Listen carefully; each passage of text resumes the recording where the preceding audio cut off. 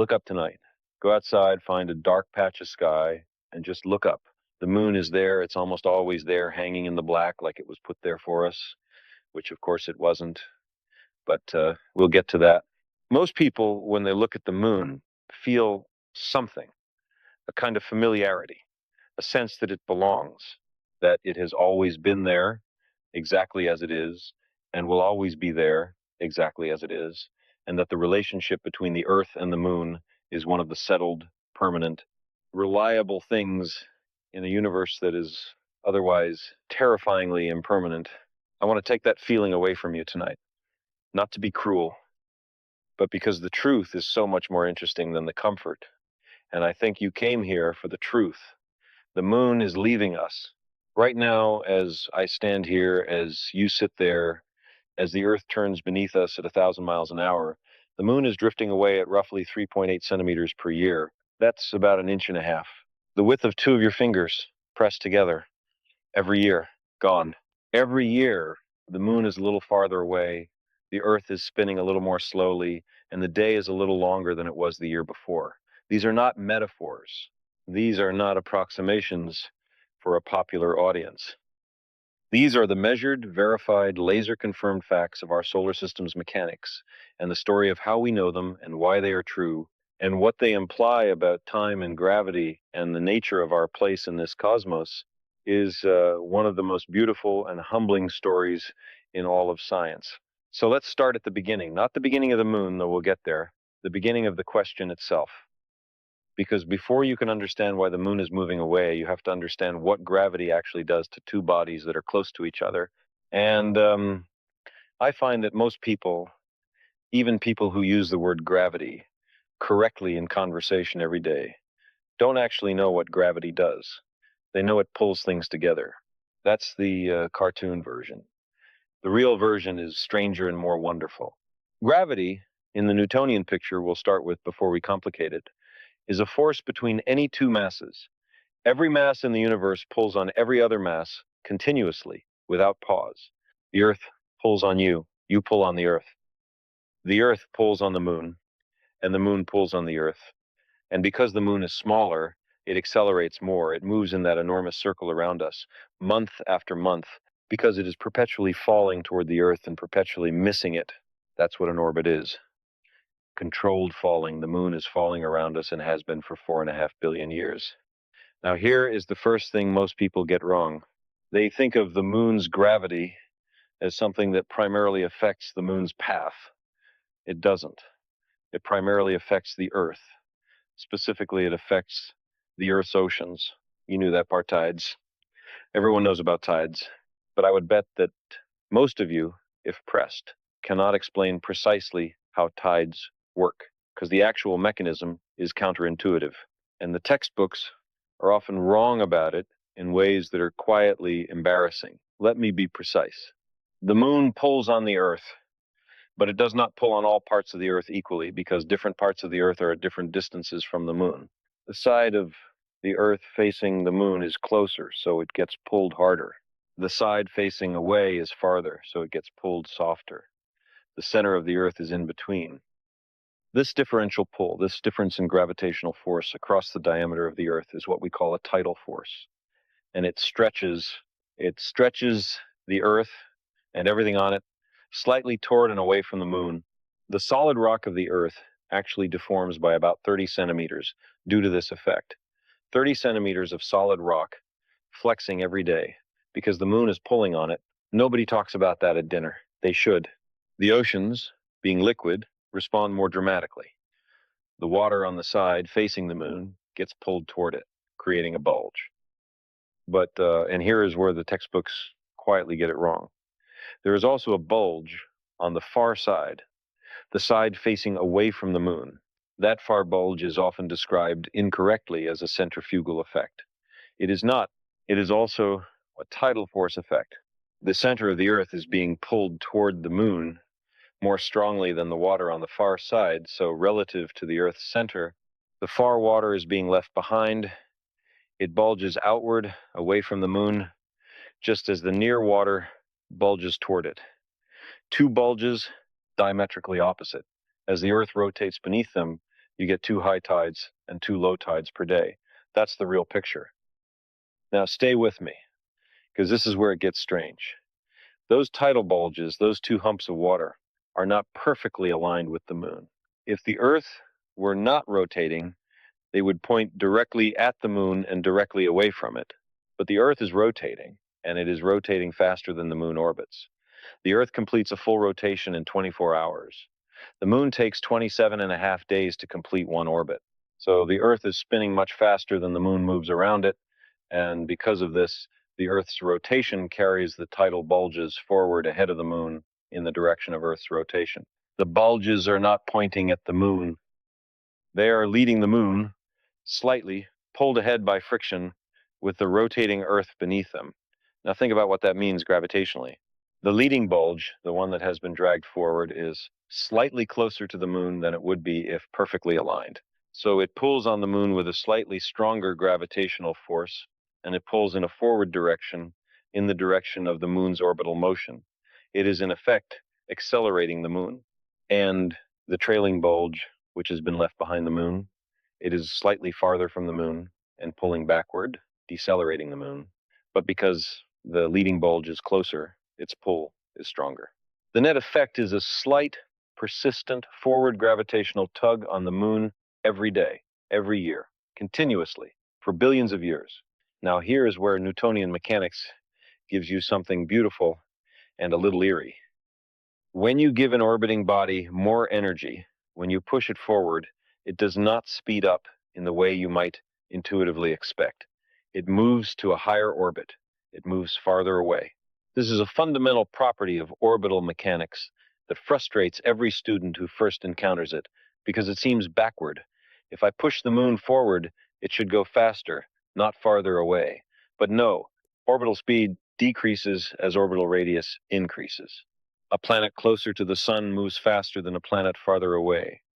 Kepler knew this in 1609. So when the tidal bulge accelerates the moon forward, the moon climbs to a higher orbit, and in that higher orbit, it actually moves more slowly. The moon is gaining energy, but losing speed and moving away from us in the process. 3.8 centimeters per year, every year, for as long as those tidal bulges have existed. But now let's talk about what is being lost. Energy does not appear from nowhere. The moon is gaining orbital energy.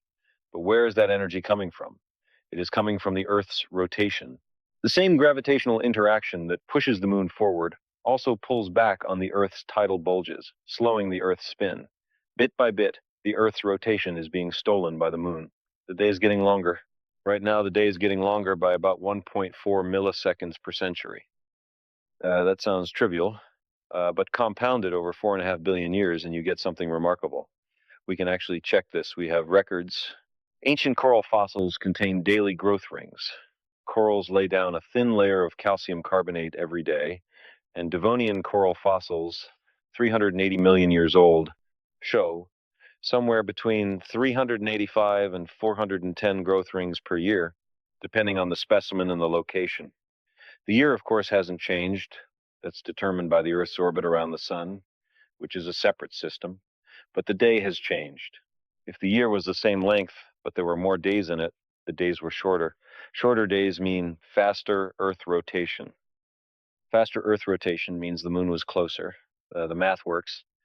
400 million years ago, the day was roughly 22 hours long, and the moon was measurably closer to us. I find this extraordinary. We are reading the history of the moon's recession in the bones of ancient marine animals, dead for nearly 500 million years. That is what science does at its best. It takes phenomena that seem unrelated, coral growth, and the moon's distance, and reveals the thread that connects them. The thread, in this case, is the transfer of angular momentum from the spinning Earth to the orbiting moon, mediated by the gravitational pull of tidal bulges. 400 million years of that thread preserved in limestone. Now I want to go backward, because going backward is even more disturbing than going forward. If the moon is moving away now, it was closer in the past. How much closer? We can run the physics in reverse, and when we do, we find something that should stop you cold. About 4.5 billion years ago, when the Earth and moon were young, The moon may have been as close as 15 to 20 Earth radii away. Today, it is about 60 Earth radii. So in the early solar system, the moon was 3 or 4 times closer than it is now. The tides it raised on the early Earth were not the gentle swells we experience today. They were enormous. Some estimates suggest tidal ranges of hundreds of meters in the early oceans. The Earth was spinning faster, perhaps completing a rotation in 5 or 6 hours. The young Earth was a violent, churning, tidally stressed world, and the moon hanging low in that ancient sky was a different object than the serene white disk we see tonight. But there is a problem, and I want to be honest with you about this, because this is where the comfortable story gets complicated and the real science begins. If we simply run the tidal recession backward using today's rate, we get an age for the lunar system that is younger than the solar system itself. If the moon has always been receding at 3.8 centimeters per year, it should have been at that 15 Earth radii distance only about 1.5 billion years ago, but the moon is 4.5 billion years old. Something doesn't add up. Either the recession rate was much slower in the past, or we are missing physics. We are missing physics. The tidal deceleration rate depends sensitively on the configuration of the continents and the shape of the ocean basins. Today's ocean basins, particularly the Atlantic, which acts almost like a resonant cavity for tidal waves, are unusually efficient at dissipating tidal energy. In the deep past, with different continental configurations, the oceans were probably much less efficient tidal dissipators. The tidal torque was weaker, the recession was slower, and the simple extrapolation breaks down. This is a real active area of geophysical research.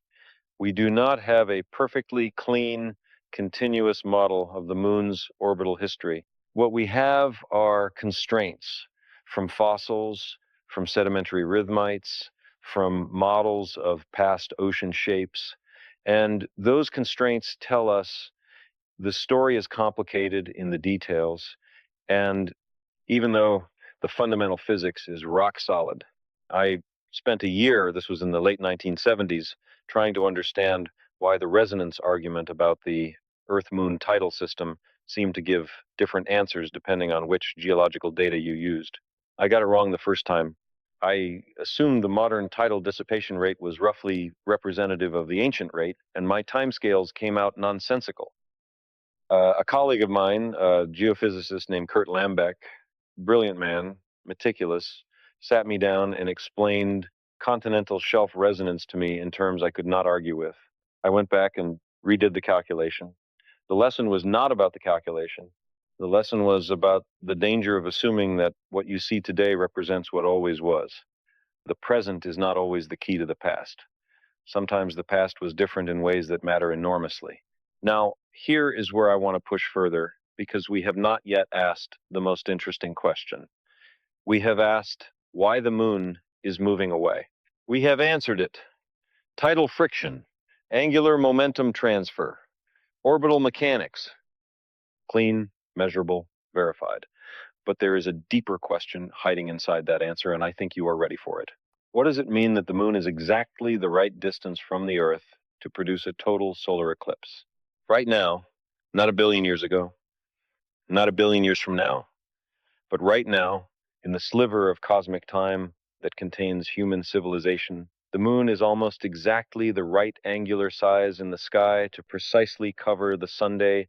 The moon's disk, as seen from Earth, is about 1/2 degree across. The sun's disk is also about 1/2 degree across. This is why, during a total solar eclipse, the moon covers the sun's face almost perfectly, leaving only the corona, the outer atmosphere, visible. It is one of the most spectacular phenomena in nature, and it is a coincidence so precise that it has led some people over the centuries to see in it a sign of purpose, of design. I understand the impulse. I really do. When you stand in the path of totality and the sky goes dark in the middle of the day and the stars come out and the birds stop singing and the temperature drops and the corona blazes around that perfect black disk, It feels like something arranged it. It feels like it means something. But here is the cold, clear, magnificent truth. It is a coincidence. A pure, undesigned, temporary coincidence, made possible by the fact that we happen to live in the one narrow window of the moon's orbital history when its apparent size approximately matches the sun's. A billion years ago, the moon was close enough that it covered the sun completely, and there were no total eclipses. There were only annular eclipses where the moon was too big, with no corona visible. A billion years from now, the moon will be far enough away that it will be too small to cover the sun, and total solar eclipses will be gone forever. We live in the brief accidental era when the geometry works. There is a version of this observation that is meant to diminish wonder. That version says, see, it's just a coincidence, it means nothing, move on. I reject that version. The fact that it is a coincidence does not make it less astonishing. It makes it more astonishing in a different way. We are here, we evolved on this planet. We developed science and art and curiosity and love, and in the process we discovered that we happen to live in the exact moment in our planet's history when the moon is precisely the right size to produce this phenomenon. We did not arrange that. We did not earn it. We simply arrived as a species at the right moment on the right planet with eyes capable of seeing it. That is not destiny. That is staggering luck. And I find staggering luck more humbling than destiny, because luck makes no promises. But let me turn the question around once more, because I think the most interesting implication of the moon's recession has nothing to do with eclipses or tides or even the history of the solar system. It has to do with what the moon has done to life on this planet and what its departure will eventually mean. The moon stabilizes the Earth's axial tilt. This is not widely appreciated. The Earth is tilted on its axis 23.5 degrees relative to the plane of its orbit around the sun. And this tilt is what gives us seasons. Without that tilt, there would be no seasons. The tropics would be perpetually hot, the poles perpetually dark, and the temperate zones would be stagnant. With the tilt, we get the cycling of seasons that drives weather patterns, ocean circulation, and the migration and reproduction strategies of essentially every large organism on Earth. Life as we know it is deeply organized around the rhythm of seasons. But here is what most people do not know. Without the moon, the Earth's axial tilt would not stay at 23.5 degrees. Computer simulations, first done seriously in the early 1990s by Jacques Lascar and his colleagues, showed that without the moon's gravitational stabilizing influence, the Earth's axial tilt would vary chaotically over millions of years, swinging anywhere from nearly zero to perhaps 85 degrees. An 85-degree tilt would mean the poles point almost directly at the sun. During summer, the poles would experience months of direct sunlight at extremely high intensity, while the equator experienced near permanent twilight. The climate swings would be catastrophic on geological timescales, making the development of complex land-based life extremely difficult, perhaps impossible. The moon has been holding us steady, like a gyroscopic anchor. Its gravitational torque on the Earth's equatorial bulge, itself a product of the Earth's rotation, has kept our tilt within a narrow, life-friendly range for billions of years.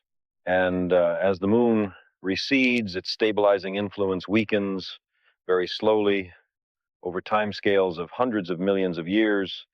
The Earth's tilt will become somewhat less stable. We will not see this. Our descendants will not see this.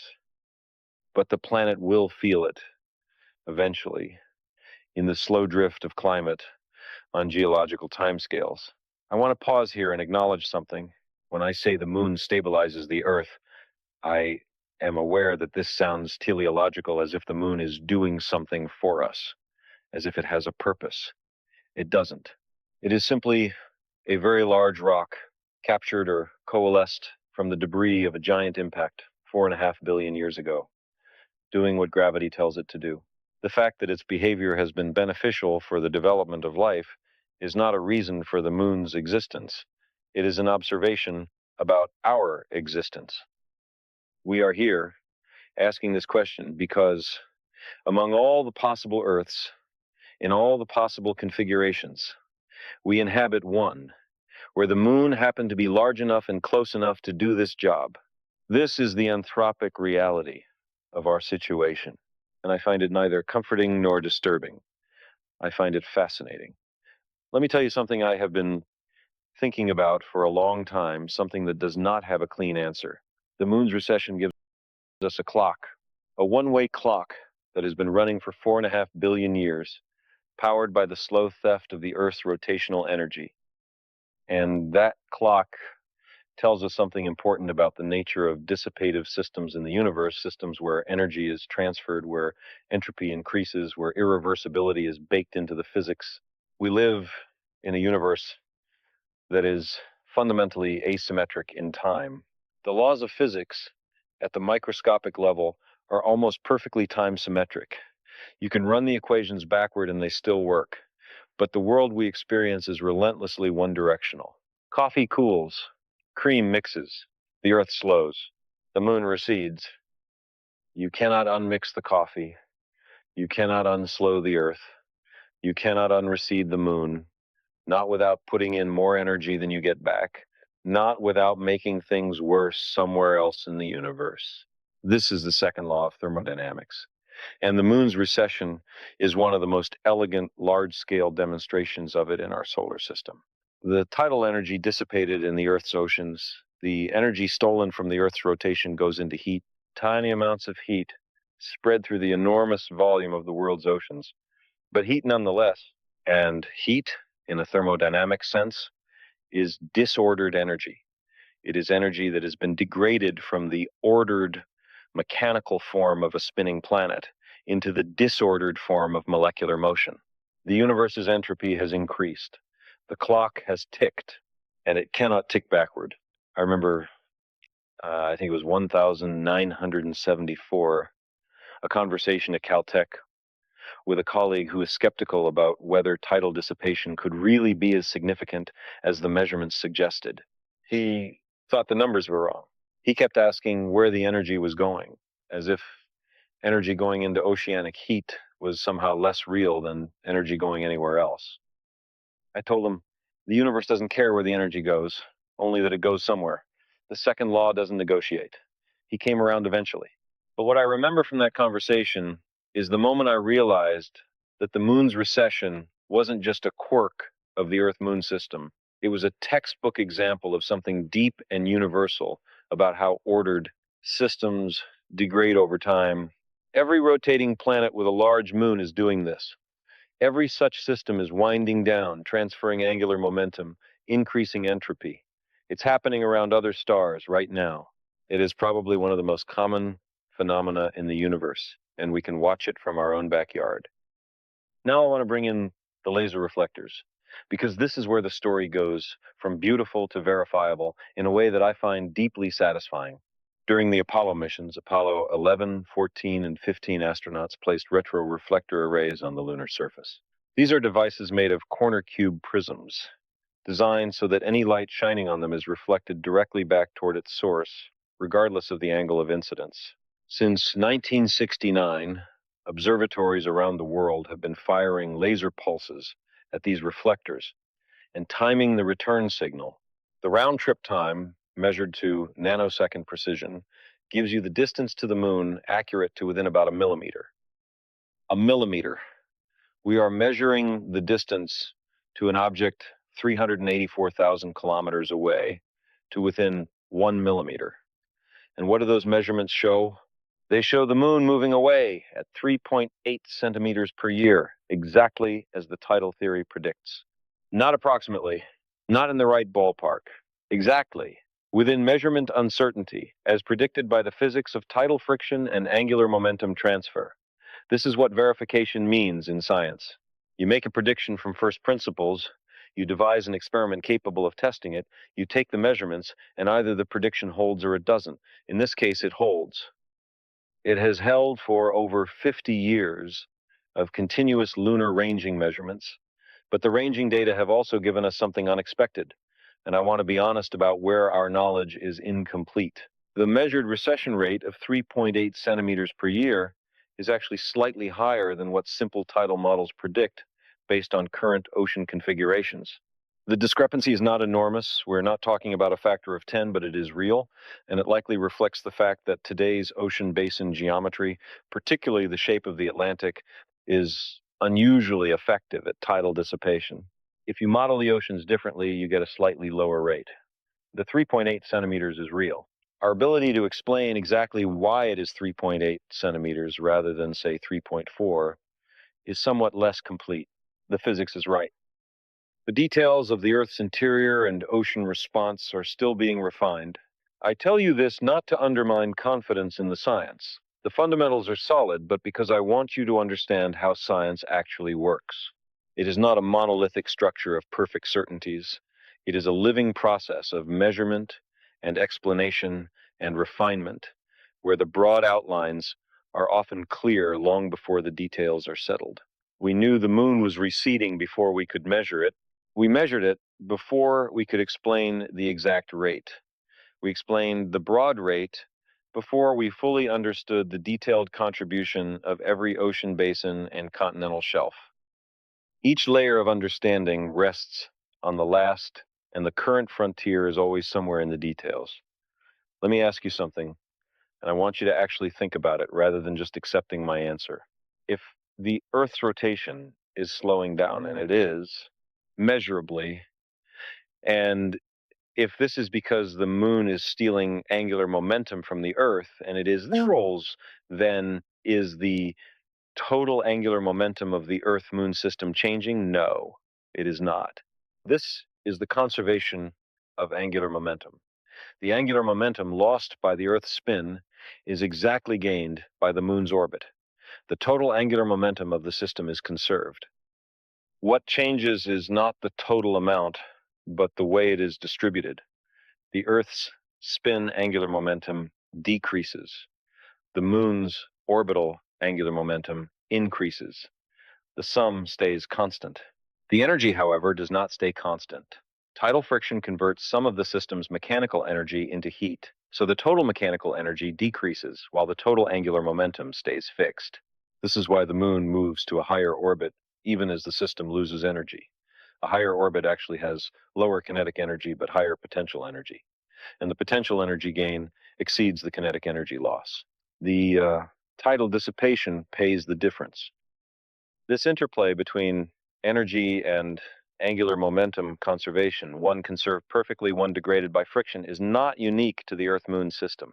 It is the general character of any tidally interacting system. It is why Io, the innermost large moon of Jupiter, is the most volcanically active body in the solar system. Jupiter's tidal forces flex Io so violently that the interior heats up from friction, and that heat has to go somewhere, so it erupts. It is why many exoplanets in close orbits around their stars are tidally locked, one face perpetually turned toward the star, because tidal friction has long since brought their rotation into synchrony with their orbit. Our own moon is tidally locked to the Earth for exactly this reason. The Earth's tidal torque on the moon slowed the moon's rotation billions of years ago until the moon's rotation period matched its orbital period, and there it has stayed. The near side of the moon always faces us. The far side never does. That is not an accident. That is tidal evolution, completed. The Earth-Moon system will eventually reach the same end state, if given enough time and if the sun cooperates, which it will not. But bear with me. Eventually, the recession will stop when the Earth's rotation has slowed enough that it is tidally locked to the moon, meaning the Earth will take as long to rotate as the moon takes to orbit. At that point, the tidal bulges will point directly at the moon at all times, the differential gravitational torque will vanish, and the system will have reached a stable endpoint. The day and the month will be equal, both about 47 current days long, and the moon will hang fixed in the sky as seen from one hemisphere of the Earth, invisible forever from the other. Pluto and Charon have already reached this state.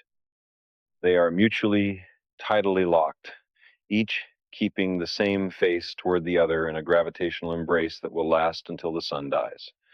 But the sun will not cooperate. In about 5 billion years, the sun will exhaust the hydrogen in its core and swell into a red giant. engulfing the inner planets, possibly including the Earth, certainly vaporizing the oceans, and dramatically altering the entire calculus of the outer solar system. The Earth-Moon system will not reach its tidal endpoint in a cold, stable solar system. It will be disrupted long before that. The story of the Moon's recession, like most stories in astronomy, ends not in resolution but in catastrophe. And I find that oddly honest. The universe does not offer tidy endings. It offers processes, long, slow, governed by physics processes that are interrupted by other processes, which are interrupted by others in a cascade of cause and effect that stretches from the Big Bang to the heat death, with no central narrative and no final chapter written in advance. The moon is leaving. It will not finish leaving. The sun will intervene. And all of that, the leaving, the slowing, the heating, the swelling, the engulfing, is just physics. Just matter and energy following the rules they have always followed, indifferent to the fact that on one small wet rock, for a brief moment, something arose they could look up and notice. Let me close with something that I think about every time I give a talk like this. We have laser ranging stations that measure the moon's distance to within a millimeter. We have fossil corals that tell us how long the day was 400 million years ago. We have computer simulations that trace the chaotic behavior of Earth's axial tilt in the absence of the moon.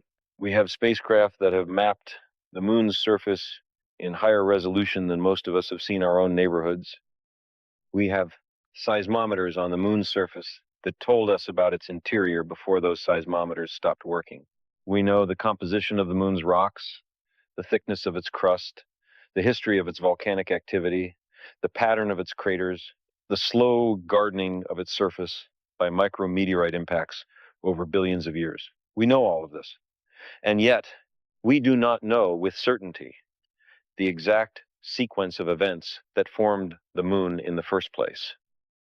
The giant impact hypothesis, the idea that a Mars-sized body called Theia struck the early Earth at an oblique angle, blasting debris into orbit that coalesced into the moon, is the leading model, supported by isotopic evidence and dynamical simulations.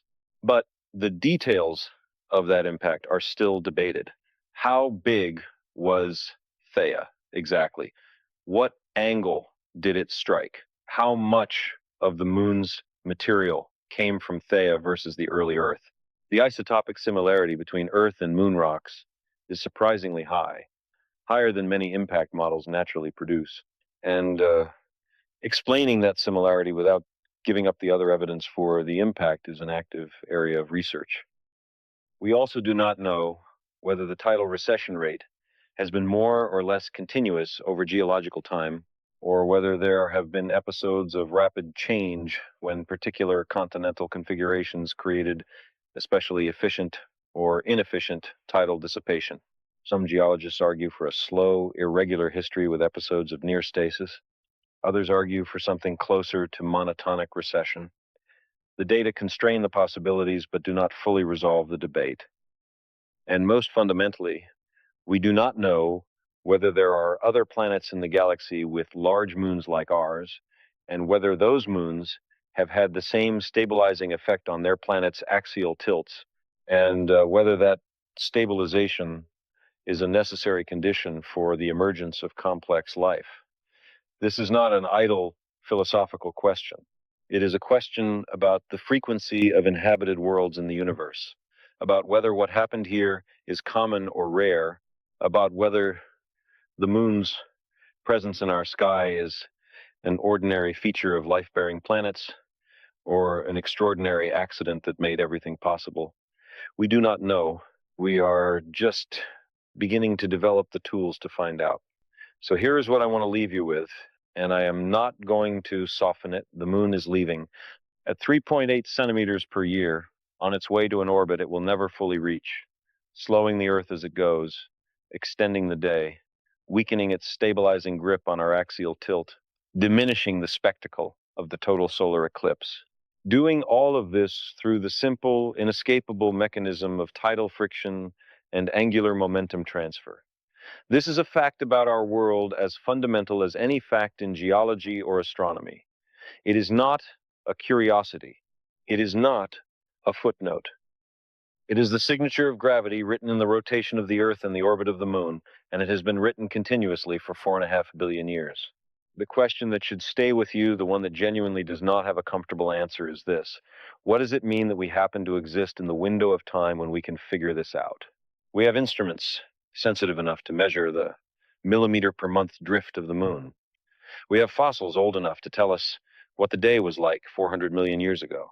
We have mathematics powerful enough to extrapolate forward and backward in time with confidence. We built all of this as a species in the last few hundred years out of nothing but curiosity and the conviction that the universe is governed by laws that can be discovered. We are made of the same material as the Moon. The same atoms forged in the same stellar explosions, assembled by the same gravity, and yet we can watch the Moon leave and know within millimeters how fast it is going. That is not a small thing. That is perhaps the most extraordinary thing that has ever happened on the surface of this particular planet. And we should not take it for granted, because the universe is under no obligation to produce beings capable of understanding it, and there is no guarantee that we will continue to be capable or willing if we stop treating this kind of knowledge as worth having. Look up tonight. The Moon will be there for now.